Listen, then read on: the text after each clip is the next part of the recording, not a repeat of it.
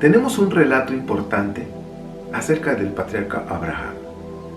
Es la epopeya, el inicio de un pueblo que se llama Israel. Y nosotros nos damos cuenta que a partir de Génesis 12 en adelante empieza una historia de cómo se formó el pueblo de Israel, empezando con el patriarca Abraham. Los personajes que más resaltan es Abraham y Jacob. Isaac no resplandece tanto como su padre y su hijo. Realmente vemos que Isaac tiene muchas cosas parecidas con Abraham, pero aquí hay algo que recordar cuando Abraham tuvo que llevar a su hijo a un lugar para sacrificarlo porque Elohim se lo pidió.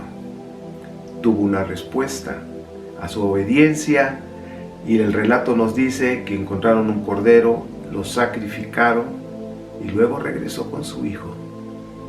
Ya no lo sacrificó, pero aquí hay un mensaje en este capítulo. ¿Qué nos quieren decir los escribas, los redactores del siglo 7 antes de la era, como que empezaron a escribir la Biblia, lo que es la Torá? Hay un mensaje ahí, por supuesto que sí. Toda la Biblia es verdad. No todo es literal, pero tenemos que rescatar el mensaje, un precioso mensaje que tiene un gran valor para nuestras vidas y que siempre lo tendrá. Si nosotros tomamos en cuenta esas instrucciones y esas enseñanzas, estoy convencido que nuestras vidas serán transformadas, que podremos disfrutar la vida como Dios quiere que la disfrutemos y sobre todas las cosas, para que tú y yo estemos conectados con Dios, que nuestro corazón esté conectado con Él y que cada día nosotros estemos pensando en cómo agradarlo, en poder honrar su bendito nombre, mientras nosotros estemos respirando, mientras este cuerpo esté viviendo, circulando la sangre. Nuestro pensar debe de ser: quiero honrar al Rey del universo. El mensaje de Génesis con los patriarcas, hay un gran mensaje. No lo perdamos de vista, pero es importante saber qué dice la historia acerca de los patriarcas.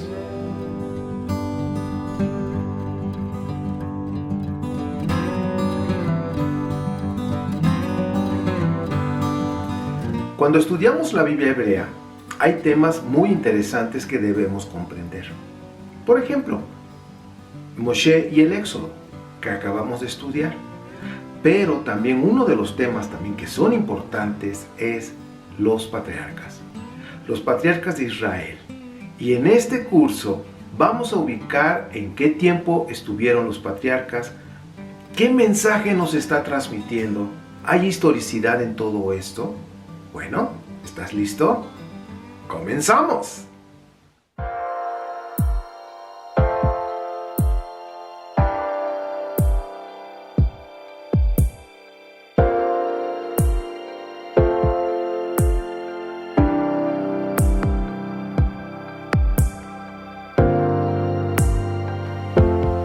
Estamos empezando un nuevo curso que se llama Los Patriarcas de Israel, lo que no se ha contado. Es importante que estés preparado, con una mente abierta. Vamos a conocer muchas cosas extrabíblicas, hay información. Y lo importante de este curso es conocer precisamente lo que la Biblia nos enseña, la Biblia hebrea, acerca del origen del pueblo de Israel desde el patriarca Abraham. Y como estaba diciendo hace un momento, hay temas relevantes, importantes que ahorita vamos a mencionar. Pero antes de todo esto tenemos que recordar la frase importante. Por favor, verifica toda la información que voy a estar exponiendo. Verifícalo a través de una investigación que tú puedas hacer de manera seria. Al final vas a tomar tus conclusiones, ¿ok? Eso es importante. Ahora, recordemos que toda la Biblia, el mensaje teológico que nos da, que nos transmite, es una verdad, pero pues no todo es literal, es decir, no en todo lo que está escrito hay historicidad. Vamos a decirlo de manera como una conclusión. Toda la Biblia es verdad, pero no todo es literal. Bien, ya que pusimos la base, pues vamos a ver el objetivo de esta primera clase de los patriarcas de Israel. Es ubicar el tiempo en que los patriarcas de Israel, comenzando con Abraham, ubicar el tiempo que ellos vivieron de acuerdo al relato bíblico que está en Génesis. Entonces vamos a ubicar entonces en qué tiempo está, y vamos a ahora sí que a viajar a través de una información histórica que la misma Biblia nos da, y que con esa información nosotros vamos a empezar como un rompecabezas. Imagínate un rompecabezas que vas poniendo pieza por pieza y vas acomodando la información que la misma Biblia nos está dando y lo que hay en la historia. Entonces empezamos a ubicar, a comprender muchas cosas. Pero yo quiero decirte, el mensaje que nos está transmitiendo Génesis es un mensaje teológico, y es el que que debemos nosotros observar, ¿ok? Bien, el libro de Bereshit, o conocido como Génesis, nos muestra partes importantes a considerar. Vamos a decir que está en dos partes. Del capítulo 1 al capítulo 11 se le conoce como la prehistoria. Esa prehistoria que viene desde, ahora sí que, la formación del universo, la formación de los primeros seres humanos, conocidos en la versión hebrea, conocidos como Adán y Eva. Y esto, pues viene el diluvio y todo lo que nosotros conocemos hasta el capítulo 11. Pero del capítulo 12 en adelante hasta el final, nosotros podemos ver, hay una epopeya sobre el pueblo de Israel, sobre la nación de Israel, el cómo se formó. Entonces, cuando nosotros comprendemos esto, lo que es el libro de Génesis, lo que nos está transmitiendo, pues bueno, ya como que todo empieza a tomar más sentido. ¿Qué es una epopeya? Lo hemos dicho, pero bueno, no está por demás volverlo a recordar. Es una composición literaria en verso en que se cuentan las hazañas legendarias de personajes heroicos, que generalmente forman parte del origen de una estirpe o de un pueblo. En este caso, esta epopeya comienza precisamente con Abraham. Entonces vemos una prehistoria de cómo se formó el universo, el mundo y los seres humanos, que bueno, nosotros tenemos una base arqueológica, descubrimientos, en fin, que hay pruebas arqueológicas de más de 60,000 años, hay algunos restos por ahí en África de 300,000 años. Entonces estamos hablando de que son muchos años que fue creado toda esta tierra, que fue creado el universo. Más, estamos hablando de millones, pero hablando del judaísmo, lo que es como religión, el judaísmo ortodoxo, ellos han puesto, de acuerdo a los sabios y todo lo que ellos han pues dispuesto en la religión, se hablan de 7,000 años, o sea, estamos ya cerca como 20, 30 años para entrar al año 7,000, que ese no es el tema ahorita, ¿ok? Pero yo quiero que tú veas cómo el pueblo de Israel se formó una epopeya para poder explicar de qué forma, de dónde inició esta estirpe importante conocida como Israel. Ahora, yo les decía hace un momento que hay temas importantes. Por ejemplo, dentro de la Biblia hebrea, nosotros debemos comprender, por ejemplo, el tema de los patriarcas, que es el que estamos ahorita ocupados, que vamos a ver 4 clases, esta es la número 1, el tema del Éxodo, Moshe y el Éxodo, que pues vimos una parte prácticamente de lo que fue el Éxodo, y que si realmente Moshe existió, y pues bueno, ese curso ya lo terminamos, y si no lo has tomado, pues lo tienes que tomar, pídelo. Luego está el tema del Sinaí, también, que es otro tema controversial acerca del Sinaí, no hemos tocado eso. Está el tema de la conquista de Canaán después del Éxodo, el tema de los jueces, el tema de David, el tema también de Salomón, el Reino Unido también es otro tema. Finalmente, lo que es Israel. Entonces estamos hablando de aproximadamente 9 temas que son importantes, que nosotros debemos comprender, que debemos ver ahora sí que toda la trascendencia que tiene dentro de la epopeya de Israel. Pero pues bueno, ya hemos estado aprendiendo cómo se formó Israel cuál es su historia, en donde sí hay historicidad.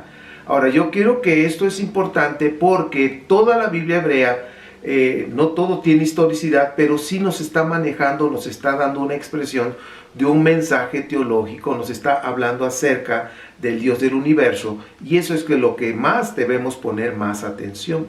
Si no es histórico, si no hay historicidad, no nos debe de afectar, porque nuestra fe no está fundada en la historicidad, nuestra fe está fundada en el Rey del universo, el que hizo los cielos y la tierra. ¿Cuándo lo hizo? Mira, no lo sabemos exactamente, pero lo hizo. Hubo un comienzo con seres humanos y pues aquí estamos. Tú y yo somos una prueba de eso. Vamos a hablar de Israel.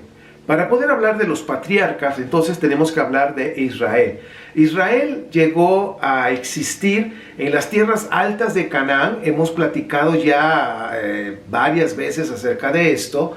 Desde el Negev, ahora sí que en el sur hasta la Alta Galilea, que estamos hablando del norte, la parte norte, y pues más o menos esta formación de lo que Israel empezó a existir, de acuerdo a los datos arqueológicos, históricos, extrabíblicos, se llegó a la conclusión que es entre el año 1250 y el año 1000, que fue cuando ese grupo estuvieron en la parte alta de Canaán.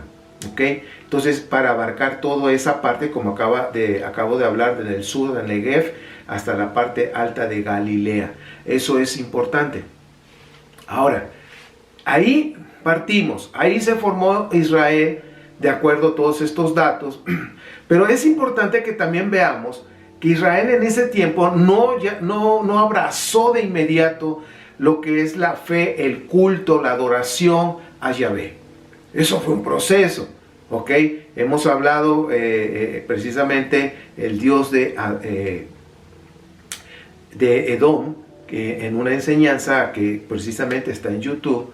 Ahí vimos cómo fue ese proceso. El monoteísmo no lo abrazó el pueblo de Israel desde que fue formado, que estamos hablando que fue más o menos en el año 1250, entre el año y el año 1000, en ese periodo, que se formó en las montañas altas de Canaán. Pero en ese tiempo no habían abrazado lo que es el monoteísmo, no habían abrazado a Yahvé como su único Dios. Bien, ahora el viaje de Abraham a Canaán, ese viaje que nos habla la misma Biblia, de acuerdo a ese relato, pone a Abraham en el año 2100 antes de la era común. Ese relato dice, bueno, Abraham salió y se fue a Canaán, y eso es 2100, de acuerdo al relato. Sí. Ahora vamos a ver realmente en qué periodo se ubica este relato.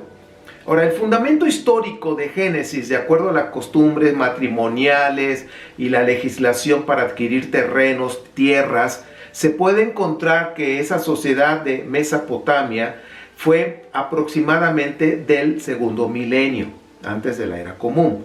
Entonces, ¿por qué? Porque estamos hablando en los registros, más bien en los relatos bíblicos de compra de tierras, de cómo eran los matrimonios o cómo se casaban en esos tiempos, y todo eso encuadra en lo que es la sociedad mesopotámica del segundo milenio antes de la era común. Aquí hay varias opiniones de diferentes historiadores y arqueólogos con respecto a ubicar a Abraham en qué tiempo, en qué periodo. Entonces, la vida de los patriarcas, de acuerdo a estos personajes, por ejemplo, de Baus dice que fue en el tiempo del Bronce Medio. Bronce Medio son en el año 2000 al 1550 antes de la era común. Estamos hablando que el 1550, si recordamos, fue en el tiempo del éxodo de los Ixos, de los pastores extranjeros que estuvieron acá en Egipto. Entonces, Bronce Medio, 2000 al 1550. Según el registro, los Ixos salieron en el 1550 antes de la era común. Ahora, aquí tenemos a otro personaje, Speiser y Gordon. Estos dos piensan, de acuerdo al archivo de Nuzi, el archivo de Nuzi, de acuerdo a esa información que obtuvieron, ubican a este Abraham, lo ubican en el siglo XV antes de la era común. Ahora tenemos también a Benjamín Mazar. Benjamín Mazar dice que Abraham estuvo en la edad de hierro, que es aproximadamente en el año 1150 al año 900 antes de la era común. Entonces fíjense cómo todo ya va, hay diferentes etapas, diferentes fechas. Ahora también tenemos a Finkelstein y Zimmermann. Ellos ubican a Abraham en el siglo VII antes de la era común. Entonces estamos hablando que son 4 fechas, 4 periodos muy pero muy diferentes.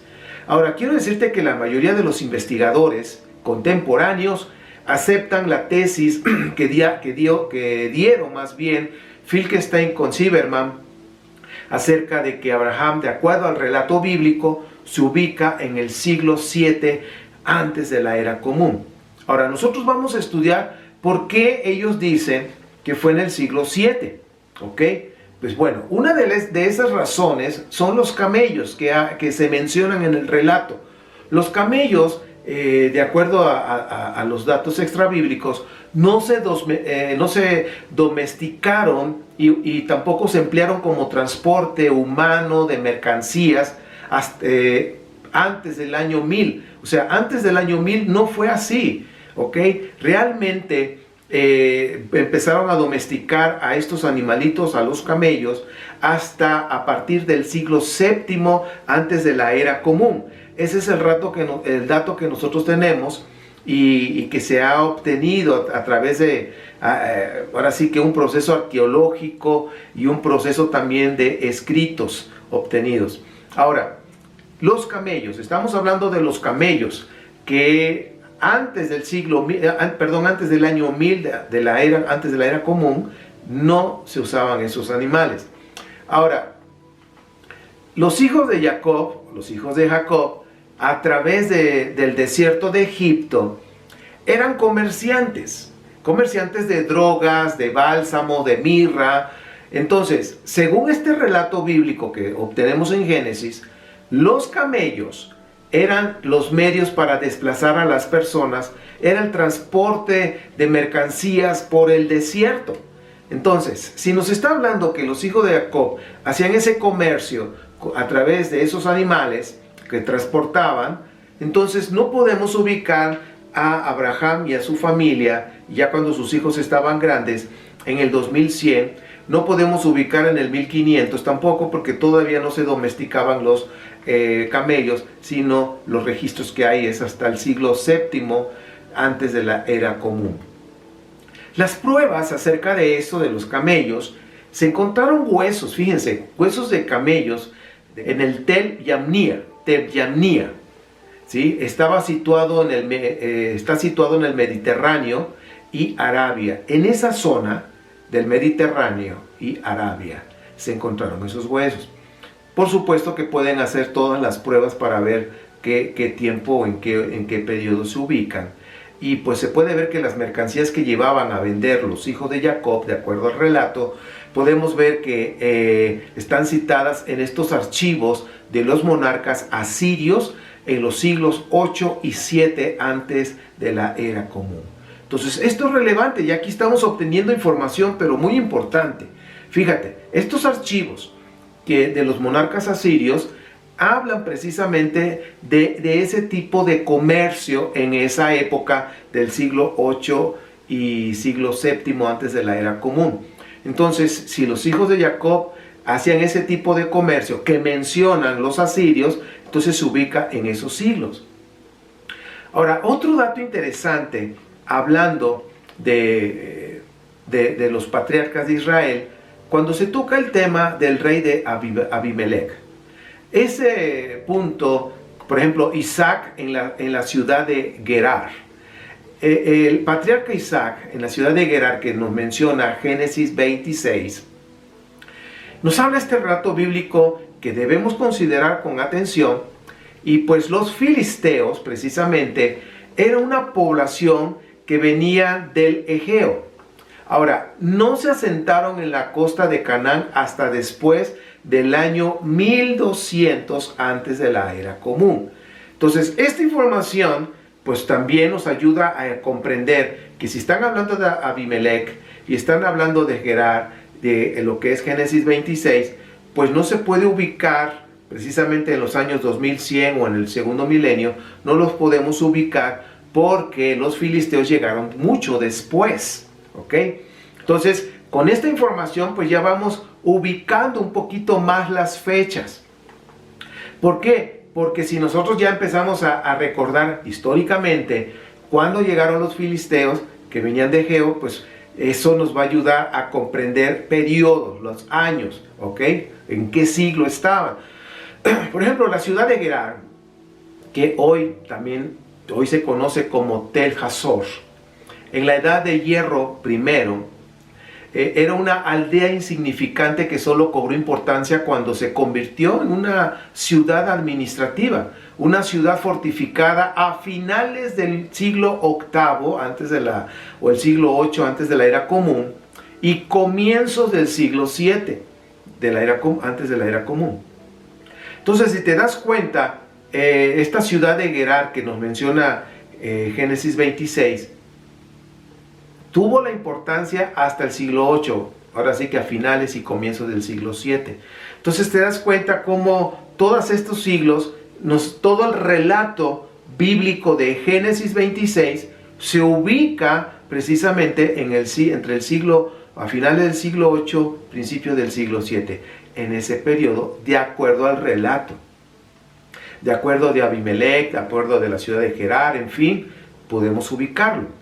Ahora, ya estamos poniendo un poquito más de piececitas, porque andamos viendo y estudiando en qué tiempo estaban los patriarcas de Israel, en qué periodo, de acuerdo al relato bíblico, se ubicaban.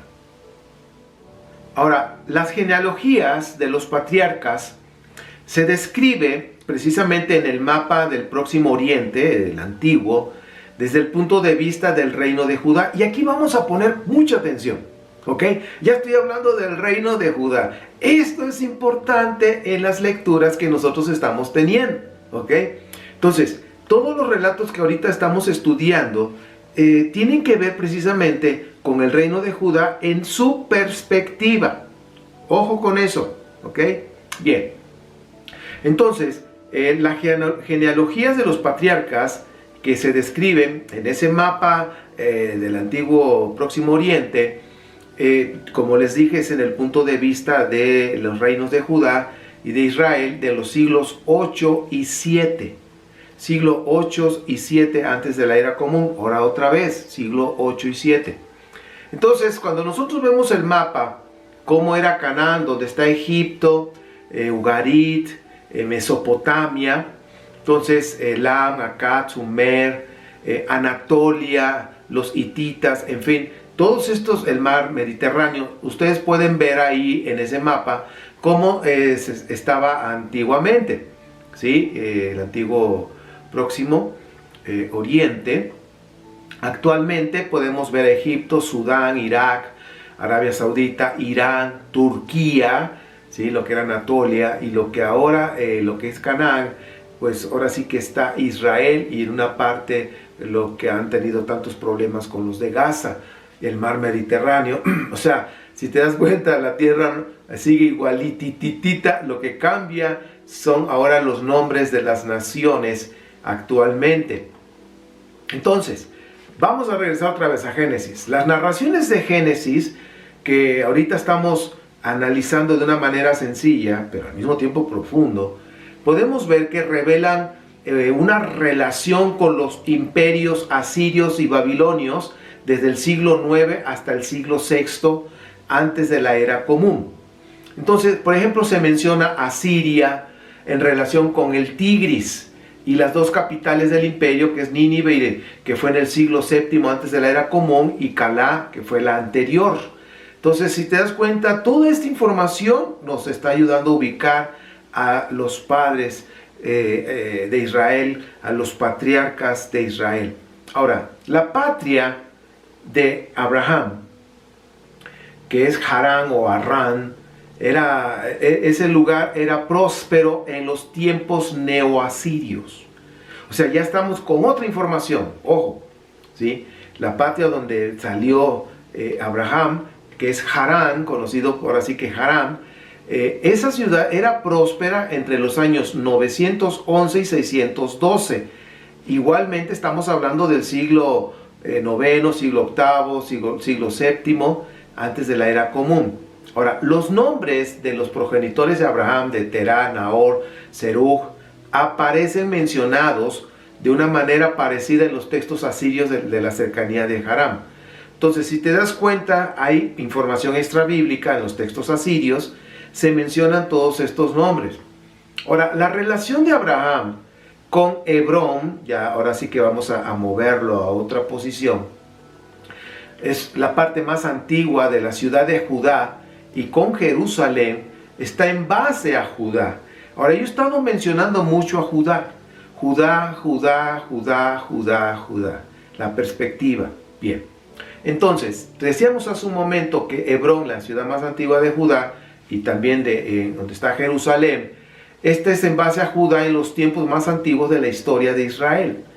Ahora, es importante que nosotros observemos que el reino de Israel era más próspero, era más fuerte que el reino de Judá. ¿Okay? Ahora, hasta el siglo VIII, antes de la era común, si te das cuenta, ahí seguimos dando vueltas en esa temporada del siglo VIII. Judá fue un reino con una población insignificante, o sea, no era una gran ciudad con mucha gente, no, una población insignificante. Jerusalén era pequeña, era una ciudad pequeña en el altiplano de esa zona, ¿sí? No era la Jerusalén que después realzó, no, en ese tiempo, estoy hablando del siglo VIII antes de la era común. Ahora, su enorme aumento y que agarró auge y todo eso, un auge demográfico, se puede ver precisamente cuando Israel cayó, el reino del norte cayó bajo los asirios y que cayeron en ese exilio. Entonces, de esa forma fue que el reino de Judá empezó a agarrar fuerza cuando el reino de Israel cayó en el 720, el año 720 antes de la era común, cayó y fueron exiliados. De ahí fue que el reino de Judá empezó a levantarse, a despuntar y empezó a tomar tierra de lo que es el sur del reino del norte, como lo hemos ya estudiado. Jericó, Jai, Betel, empezó a tomar todo eso con Josías, ¿ok? Entonces ahí fue cuando ya lo que es el reino de Judá empezó a crecer. Jerusalén empezó a posicionarse de una manera más fuerte y más cuando se empezó a centralizar la adoración en Jerusalén. Bien, entre el siglo IX y el siglo VIII, antes de la era común, por supuesto, el reino de Israel, hablando del reino del norte, desarrolló instituciones estatales, se convierte en una de las potencias importantes de la región. Como hace un momento yo les decía que Israel tenía pues la mejor tierra, más fértil, verde, había más agua, y lo que sucede con el reino de Judá, que era más insignificante, más pequeño, pues no tenía lo que tenía el reino del norte. Entonces, de alguna manera, el reino del sur añoraba al reino del norte. Decía, ay, qué buena tierra, cómo me gustaría tener esa tierra que fuera nuestra. Entonces, podemos ver que ese auge que tuvo el reino del norte, que fue entre el siglo IX y el siglo VIII, hasta que cayeron bajo los asirios, pues fueron una potencia en aquel tiempo, en esos siglos que acabo de mencionar, el 9 y el 8, fueron una potencia y fue una zona importante en toda esa región. Ahora, como vieron que el reino del norte era próspero y llegó a ser una potencia hasta que llegaron los asirios, entonces vieron cómo se mantuvieron, cómo crecieron, y ellos pensaron también de alguna forma, el reino de Judá, que pues que era bendecido por Dios y que Dios los estaba sosteniendo y que pues precisamente el reino de Israel, como era fuerte, pues ellos podrían reinar en todo lo que era la zona de Canaán. Ahora, esta supervivencia que tuvo el reino del norte, que pues, veían que fue como una prueba de Dios desde la época de los patriarcas, entonces querían que el reino de Israel gobernara todo, ¿sí? Y pues precisamente nosotros nos damos cuenta que la heredera natural de estos territorios israelitas finalmente fue el reino de Judá, que ahora sí que después del exilio pues abarcaron toda esa zona. ¿Okay? Judá, el reino de Judá, poseía una antigua dinastía. Yo les dije, el reino de Judá era pequeño, no era tan fuerte, no tenía agua, seco, mucho desierto. En Beersheba, en el sur, Negev, todo es seco totalmente, un calor impresionante. Ahora, Judá, ¿qué tenía? Pues una dinastía de reyes, ¿ok? Una dinastía, tenían un templo, el gran templo, y que posteriormente, antes del exilio, pues lo empezaron a dedicar a un solo Dios. Que no fue fácil poner lo que es el monoteísmo, no fue fácil. El monoteísmo en un inicio, sobre todo después del segundo templo, pues no fue puro. Pero bueno, ese es otro tema que en su momento, bueno, ya lo hablamos en los primeros cursos que dimos. Pero bueno, seguimos con el tema que nos compete en esta clase, y pues estamos hablando de los patriarcas. A finales del siglo VIII, antes de la era común, a lo largo de todo el siglo siguiente se desarrolló un enorme sentido de destino y la importancia de la voluntad de Dios, la voluntad divina. Entonces, si te das cuenta, a finales del siglo VIII, ya el reino de Judá, y he estado mencionándolo mucho, ya empezaron a darle más importancia a su destino. Empezaron a dar más importancia a la voluntad de Dios. Que la voluntad de Dios era unir a los dos pueblos, al reino de Judá, que le llaman la casa de Judá y la casa de Israel. Las dos casas. Y por eso vemos en Jeremías 30, que habla de una manera profética, que ya no serán dos casas, sino ya no volverán a estarán separadas, divididas, sino serán una sola. ¿Por qué? Jeremías, ¿en dónde estaba? Estaba precisamente en el reino de Judá, y estaban visualizando que querían conectar esos dos territorios, esos dos reinos, y hacer uno solo. ¿Quiénes? Los de Judá. ¿Ok? No pierdas de vista eso. Checa todas esas profecías, por ejemplo, ¿de dónde vienen? ¿En dónde están? Estamos hablando de Jeremías, un profeta de Judá, ¿sí? Que estaba trabajando a la par precisamente con el rey Josías. ¿Y qué es lo que quería el rey Josías? El rey Josías quería el reino del norte, ¿sí? Él quería toda esa tierra, él quería que fuera parte del reino de Judá. Pero ya cuanto al nombre, pues ellos veían, dice, pues que sea Israel, porque es el nombre de esa potencia, de esa bendición que hubo en esa tierra. Ya va tomando sentido todo, ¿verdad? Porque ya cuando regresaron del exilio, no se llamaron reino de Judá, no, se llamaron Israel. ¿Ok? Eso es importante. Ahora, la historia de los patriarcas es una piadosa prehistoria de Israel, en la que Judá es el centro. Checa el dato, por favor. Entonces, hablar de los patriarcas es la prehistoria del reino de Israel, pero el centro es Judá. ¿Ok? Ahora, en este contexto, la descripción de los patriarcas busca redefinir la unidad de Israel, no tanto la biografía de los patriarcas, pues eran muy populares en la memoria colectiva de Judá en el siglo VII. O sea, cuando hablaban de Abraham, esos personajes eran populares en la memoria colectiva, ¿sí? Entonces empezaron a unir todas esas tradiciones orales que se fueron pasando, ahora sí que de generación a generación. Pero el punto que yo te estoy refiriendo ahora, el centro es Judá, ¿ok? El centro es Judá, está en contexto, y están buscando la unidad de Israel, las dos casas. Pero ¿de qué se refiere? Se está hablando de los reinos, de las tierras, porque Judá la quería para ahora sí que abarcar hasta el norte, que no importa que se llame Israel, pero nosotros queremos todo.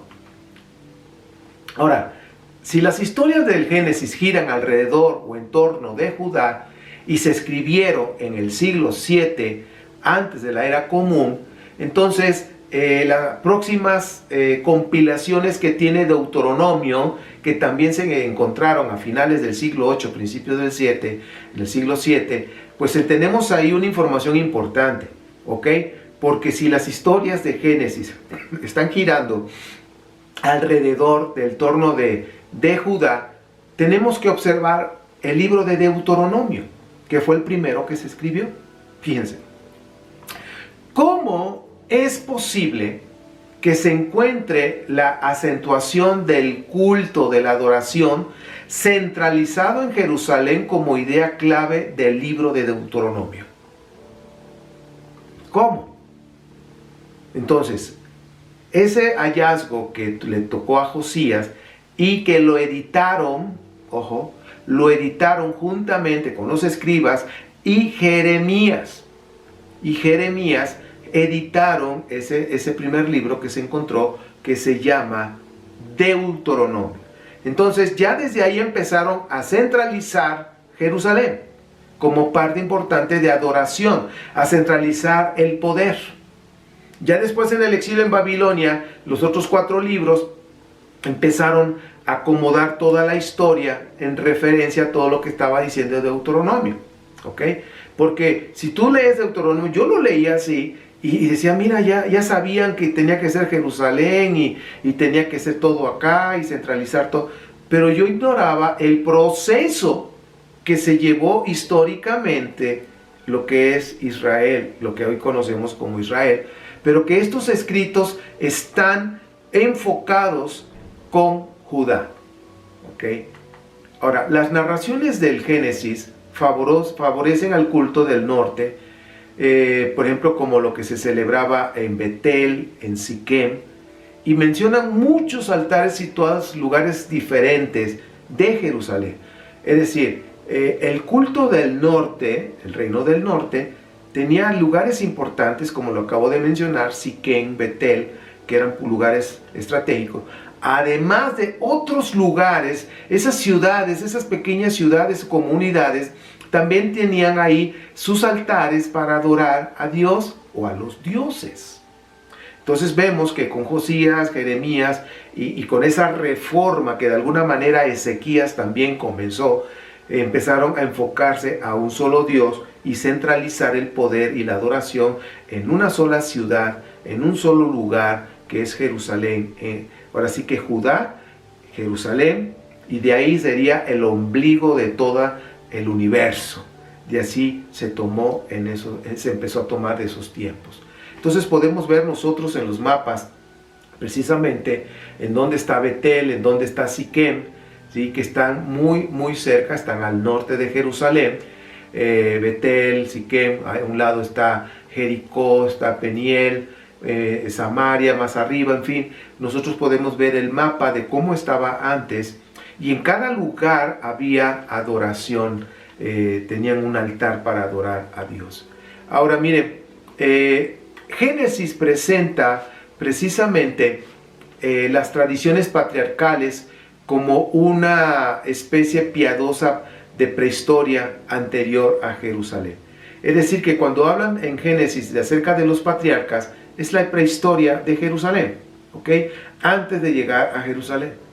Antes de la aparición de la monarquía, antes de la construcción del templo, entonces nos presentan la historia de los patriarcas y precisamente en la perspectiva judaíta, ¿ok? Hemos estado remarcando todo esto. Ahora, los patriarcas serían monoteístas, pero podían sacrificar en diferentes lugares o en muchos lugares. Entonces, lo que nos está mandando este mensaje en Génesis es, sí, los patriarcas eran monoteístas, pero ellos adoraban en cualquier lugar, ponían un altar y ahí hacían la adoración y la reverencia al Eterno, ¿sí? Cosa que después se fue concentrando. Luego vino Éxodo, posteriormente vemos cómo en Levítico, los levitas, en fin, Números, empiezan a enfocarnos lo que ya Deuteronomio había establecido, que la adoración tenía que ser en Jerusalén, ¿ok? Prácticamente los primeros 4 libros vinieron a complementar lo que ya se había escrito en Deuteronomio, y de ahí viene la escuela deuteronomista, que es Deuteronomio, primera y segunda de Reyes, lo que es Josué y primera y segunda de Samuel. Todo eso es la escuela deuteronomista. Algunas partes del libro de Jueces tienen una influencia deuteronomista, pero normalmente no consideran a Jueces dentro de la escuela deuteronomista. Pero sí, Deuteronomio, primera, segunda de Reyes, primera, segunda de Samuel, sí están dentro de esta escuela, que están transmitiendo este mensaje de un solo Dios en un solo lugar, enfocado precisamente en Jerusalén. No lo hicieron en Betel, no lo hicieron en Siquem, no lo hicieron en Jericó, no lo hicieron en otro lugar, no, fue en Jerusalén. Ahí se enfocó, desde Deuteronomio lo empezó a marcar.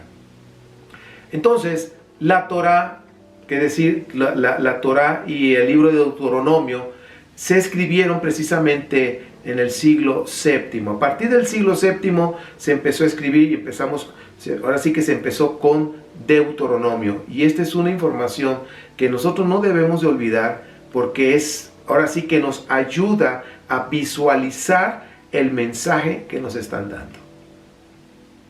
Entonces, Deuteronomio fue el primer libro, como hemos dicho, y en el siglo VII se empezó a escribir. Entonces la Torá, ya estamos hablando de todo lo que son los 5 libros, describe los comienzos de la historia de la nación de Israel.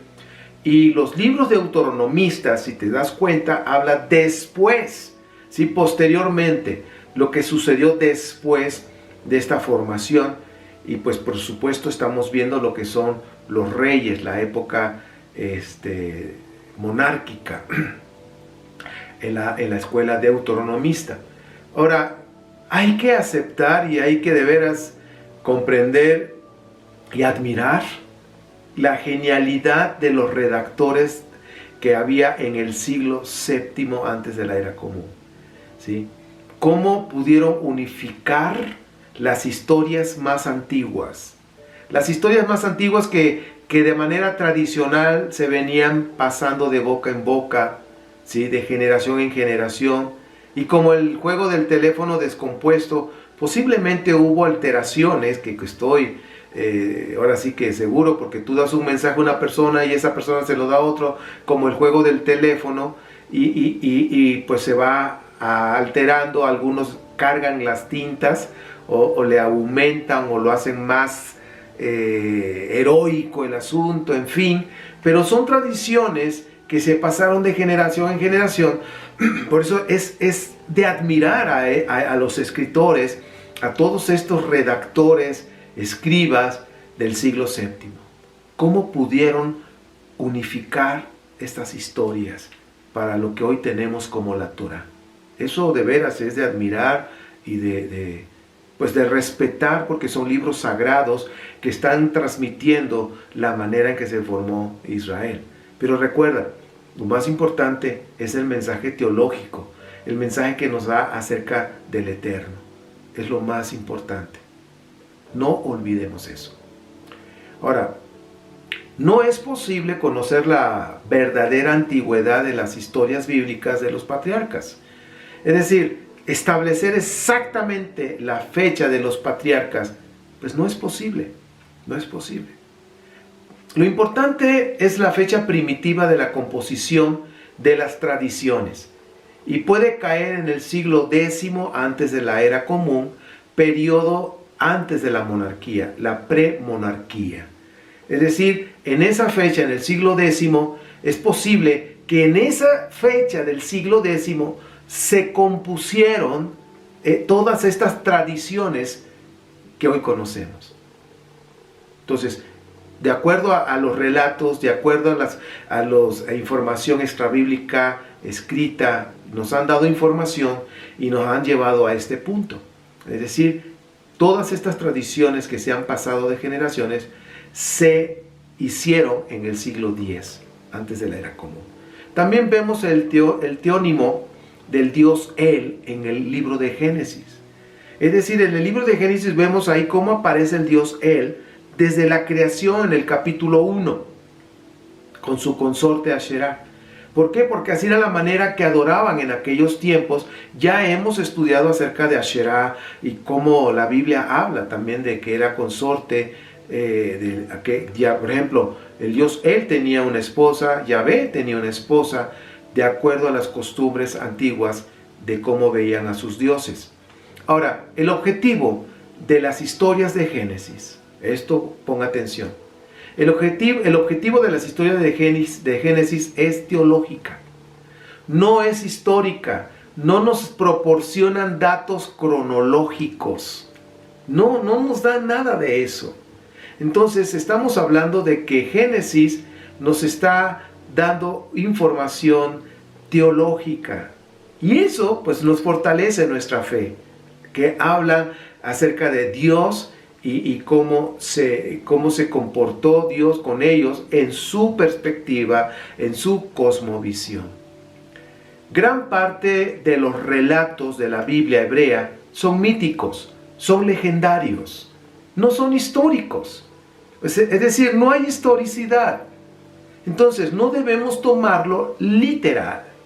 Y yo creo que esto es importante porque, como hemos hablado en otras enseñanzas, ¿cuál es el problema cuando una persona toma todo como palabra de Dios? No, espérame tantito. Porque tú pones un muro ahí y haces como que es intocable. Y tampoco estamos criticando y pisoteando los libros sagrados. Pero sí es importante que nosotros veamos cómo fueron redactados, en qué tiempo, qué nos quisieron decir los redactores, los escribas, los relatores, qué nos quisieron transmitir. Y eso es lo que supera cualquier cosa. Supera el hecho de saber que hay un Dios que hizo los cielos y la tierra, hay un Dios que hizo toda la humanidad, hay un Dios que tiene control de todo, y que ese Dios lo tenemos que conocer, y que la Biblia hebrea nos habla precisamente el Dios que hizo los cielos y la tierra. Yud, Het, Bat, Hei, como se escribe. Bien, no tomemos la Biblia de manera literal, por favor. Veamos su mensaje teológico, y si no hay historicidad, que no te afecte. Sigamos adelante, ¿ok? Ahora, los escribas del Génesis intentaron poner a los patriarcas, como dije hace un momento, en el año 2100 antes de la era común, cosa que no es posible. Pero la descripción de sus relatos, tal como nos los redactan en Génesis, podemos ubicar entonces a los patriarcas en el siglo 8, en el siglo 7 antes de la era común, de acuerdo a lo que Génesis nos relata de los camellos, de Siquem y todo esto que hemos hablado. Los filisteos, en fin. Entonces, recolectaron varias tradiciones orales que circulaban en esa época del siglo 8, del siglo 7. Las escribieron, pero las enfocaron en Judá, desde una perspectiva de Judá.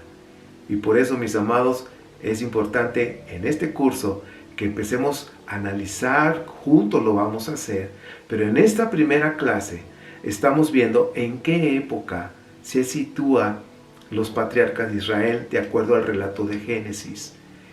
Los redactores lo quisieron poner como en el 2100, pero no se puede. Es en el siglo 8 y siglo 7. Se ubica a los patriarcas de Israel de acuerdo al relato. ¿Ok? Ahora, si no es en el 2100 y si fue en otra época, no nos debe de afectar. ¿Sí? Lo importante es el mensaje que nos está transmitiendo, que hay cosas muy interesantes que observar. Entonces, si aún no te has inscrito en este curso, te invito a que te inscribas o adquieras el curso de los patriarcas de Israel, porque esto te va a ayudar a comprender realmente la historia de Israel. ¿Ok? Y esto también nos va a ubicar con las enseñanzas que circulan, que la casa de Israel, que yo soy de Efraín, que no sé qué tanto, nos va a ayudar a ubicar perfectamente bien lo que transmitieron los escribas de aquel tiempo. ¿Sí? Por eso no te pierdas esta enseñanza. Tu fe se va a consolidar, realmente vas a ubicar quién eres, en dónde estás parado, y que realmente tú debes de tener un pacto, una alianza con el Dios que hizo los cielos y la tierra. Cuando nosotros comprendamos perfectamente bien quiénes son los patriarcas de Israel, ya ubicamos la fecha, pero ¿quiénes son? ¿Qué nos quisieron transmitir en esta epopeya? ¿Qué mensaje hay para nuestras vidas? ¿Sí? Porque esto es relevante para poder entrar al tema del Nuevo Testamento o la Biblia cristiana, el Brit Hadashah, el pacto renovado, como le llames, no hay problema.